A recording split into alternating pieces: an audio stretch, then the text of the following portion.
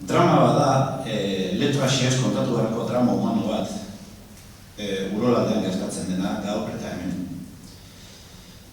Bi planotan, datorren fikzio honetan planteatu nahi izan duena postua, alegia, gaur bertan gure eguneroko kezkekin kalean dabilen eta kolpe baten ondoren ospitale eramaten duten langabetoren batetik eta bestetik amets edo eldarbioan agertzen zaigun historia txatal hori. 1776ko matxina da azpetietan. Bestaldea referentzia erreala dena. Bi planoen arteko lotura zertan dien, nola gauzatu dien, non dauden identifikazio posibleak, hori izan dut kezka eta horrek, kendu diloa. Bi planoetan transfondo ekonomikoa bera baita. Orain arte, gaur, ordura arte, 1776ko matxina dan, ezagutu dugun sistema ekonomikoa aldatzen ari da.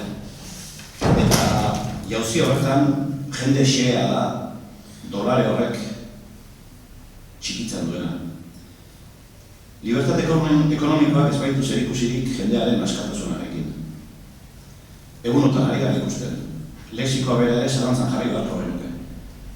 Produktua batetik bestera gabiltza, hortako libertatea dago, baina jendeak ez dauka libertaterik junta batetik bestera joteko eta epopeiari ekin behar dio amez batean atzetik. Bitartean, Grezian 10.000 erretiratu dituzte osasun zerbitzu publikotik.